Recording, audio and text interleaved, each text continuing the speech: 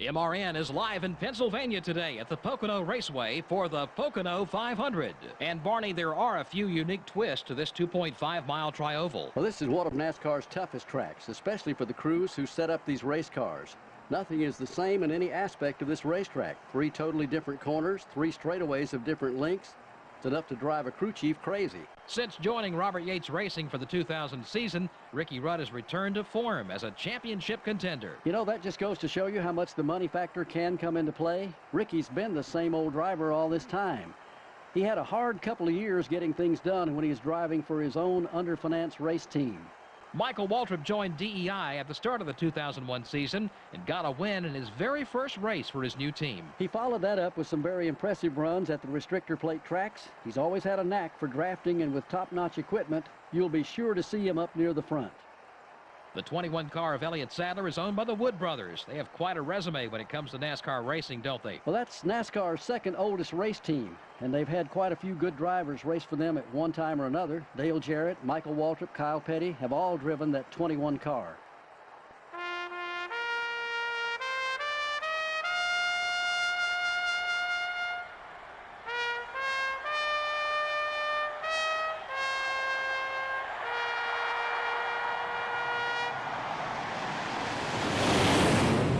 Gentlemen, start your engines.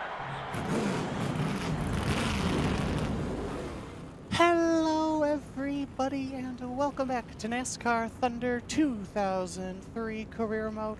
We're in the Pocono Mountains at the Pocono Raceway.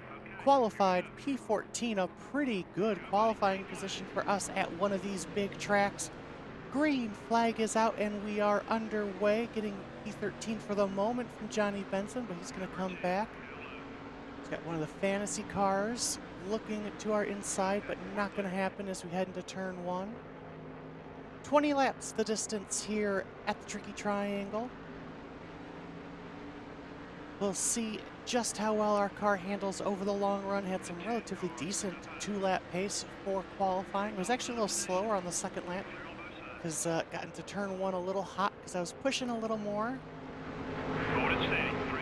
Got past Johnny Benson, but here he comes again underneath us, and that fantasy car taking a look, trying to squeeze him down to the inside so we can also take the inside. This Johnny Benson got a little loose heading into turn 3, but he only loses the 1 spot for now. The draft is going to be very, very important for us today because of, not having one of the highest engines on the grid. We need that draft as Ryan Newman goes flying up to the turn 1 wall. A huge puff of smoke, but everything seems okay. Make some minor contact with cars ourselves. But just like that, up to P10. 3 wide towards the tunnel turn. That's not going to work, probably. As we slide up the track, car's a little tight right now as well. The fantasy car slides up towards that turn 2 wall. We will get past Scott Wimmer here and take our sights to Michael Waltrip. Car definitely a little tight to begin with. We'll see how that goes on the long run, or if we need to try to loosen the car up on our pit stop.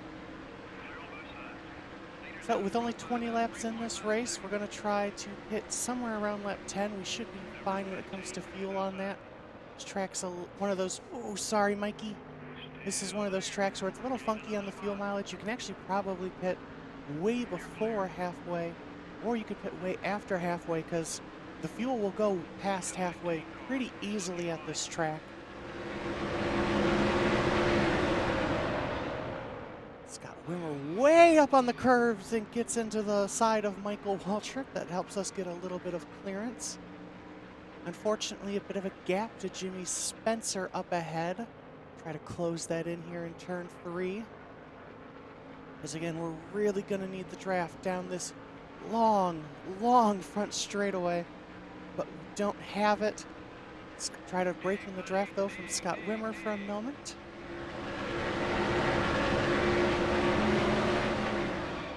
So if you missed it in the last videos, we have gotten the upgrade on the car for engine. That's going to be our final engine upgrade for a little bit, simply because we've done a ton of them and it's way too expensive now for us to do it. without some more cash flow.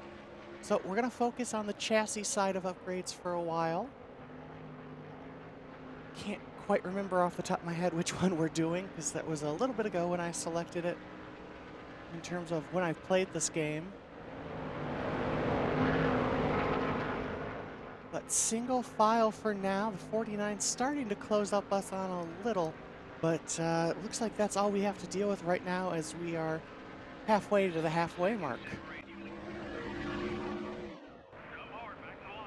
Caution is out. Turn 1, it looks like Ricky Rudd goes for a spin, but it looks like it's no harm, no foul for Rudd. He'll continue going. But just like that, when I thought we were going to have a break in the action, the caution is out. I'm going to back off into turn 2 here, because I don't want to be on the outside, especially with how tight my car is. And we actually get a decent run there. We might be able to take the spot back.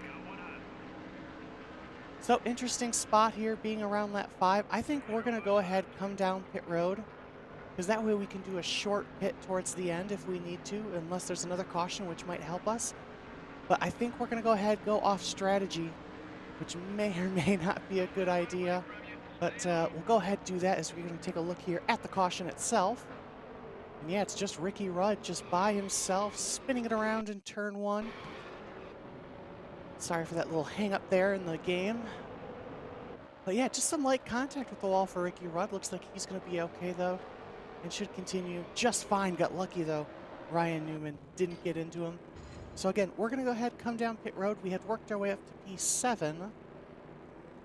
You can see the fuel's only down to 13.3, so... Oh, and everybody's actually coming, so this might be our only pit stop of the race, actually. Go ahead, loosen the car up a tad here, and we will leave it to the pit crew.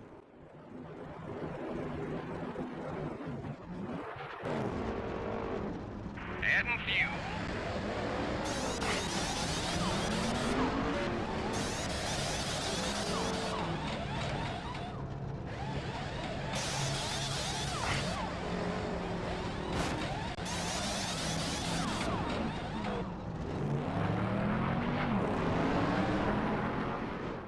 All right, gained a couple stops on pit road. For once, pit road chaos went our way as we're back to green in P4. Got the 2 championship contenders right now, Dale Jarrett and Dale Jr. 1-2, Jeff Gordon in P3. We gotta try to hold off these guys as we are not as good through the gears. Whoa, Sterling! Sterling went for a dive bomb on us on turn 1. That didn't quite work out for him, as we did not give him any room. We head down the straightaway now. Ryan Newman all over the back of us. He's going to go way down to the inside there, get into the back of us a little, but then slide into turn 2. The AI really want to make moves, but it seems like if they're too low going into the corner, it really messes with them.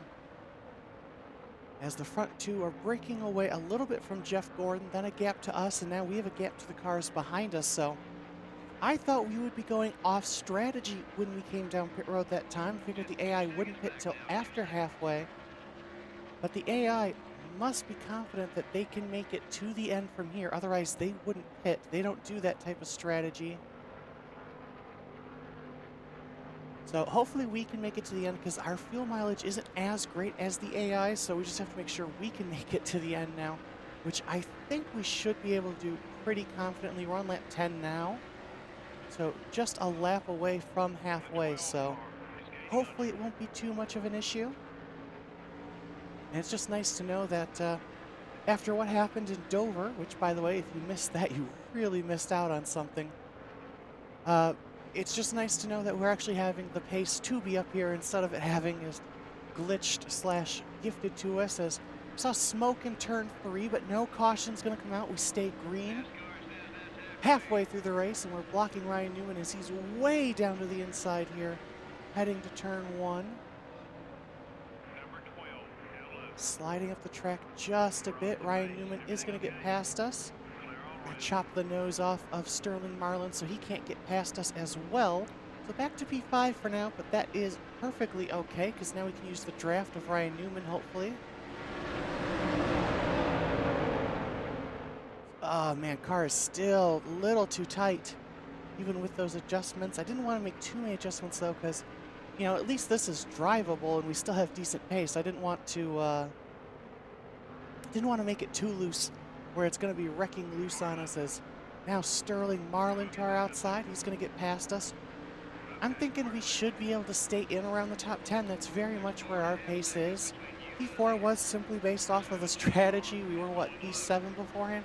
Because our car's just a little too tight and not fast enough to keep up with these guys right here. We're managing to keep with Sterling Marlin for now. We also have Matt Kenseth to deal with. He's taking a look to the inside. Here comes Mark Martin, as always. Mark almost always a contender. We'll take a look down to the inside of Sterling, but locked it up a little bit, so we actually ran wide in turn 2. Now we're 3 wide on the outside. Mark gonna go ahead and get past us as I squeeze the 17 there. Make a little bit of contact, but no harm, no foul for either of us. But we're losing ground here out of turn 3. Seems like the race has settled down and the AI are taking their normal speed boost after the pit stop compared to us. I don't think there's actually a speed boost. It's just that's how it always feels. As I'm sorry, Matt. I'm sorry, Matt. That car is just ridiculously tight right now. But it is so much better than it used to be, as it looks like coming out of turn 2, we do have a car that is blowing up. That's going to be my guess, at least, as they're way off the pace. As we take a look to Jeff Burton as he goes sideways. Here comes Kevin Harvick, though. He's going to get underneath us, so we're right back to P9. Trying to block these Roush cars. Is the AI really slowing up in turn 3? They're having difficulty with this lapped car. Really only affects the leaders, though, for a moment, as it looks like that's Kurt Busch. So we fall back to P10. Tell you what, I was hoping to get a solid P10 here, but now I'm just trying to stay in the top 15, because we definitely do not have a very fast car on this longer... Oh, sorry, Jeff! On this second run, and it seems like it's getting tighter, I swear, even though we loosened it up. We've fallen back quite a bit to P13, might even lose these 2 spots here with 2 laps to go. And it's simply because we just can't keep these guys behind us. They're much, much faster. And I think one of the reasons is, and it's one of the reasons I switched over to doing chassis over continuing to do engine, is the fact that our tire wear is much, much worse. Oops, sorry, Tony. Our tire wear is much, much worse than the AI's currently. I don't think we've really done any tire upgrades, if maybe one. So that's where our focus is going to need to be for a while, because on these long second half of the races where it runs green like this, the AI are able to keep their pace much longer than I, just because of the tire wear situation. And you can just see, especially in turn 3, the longest corner, it's just horribly slow for us. So white flag is out here at Pocono.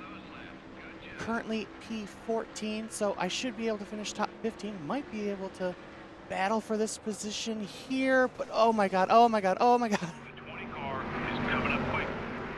I am so sorry. Oh man, that was bad. It just went into turn 1 and didn't turn in the slightest, as we got another engine blowing here. It's the 49 of Jeff Purvis. Oh, we're gonna make contact with turn 2 there. Oh, yep, we're on the red tires, so that does explain it. I mean, all of a sudden, it's like driving a damn tank. It is so tight. Yeah, take it, Bill. I mean, we kind of fucked you over in turn 1, so... That caution actually kind of hurt us, the timing of it. But hey, it means that we come home with the top 15, started P14. So overall, not a bad day for the Coca-Cola Pontiac, as Dale Jarrett continues to bite into that points lead. Not many drivers led a lap in this race. Well, to be honest, Joe, I'm a little surprised that we didn't have more leaders. Just goes to show that with the right setup and the right strategy, you really can dominate a NASCAR Winston Cup race. This has been NASCAR Winston Cup Racing, brought to you by EA Sports and MRN. Next up is Michigan. We're closing in on the halfway mark of the season. The Sirius Satellite Radio 400, a home race for me, is up next at the Michigan International Speedway. Taking a quick look, though, at the standings, currently P13. Bit of a way to go to Jimmy Johnson in 12th. At the top of the standings, again, Dale Jarrett starting to reel in Dale Earnhardt Jr.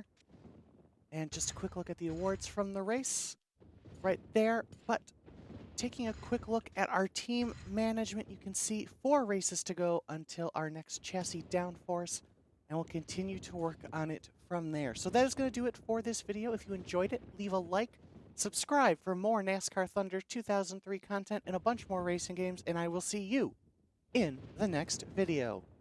Bye!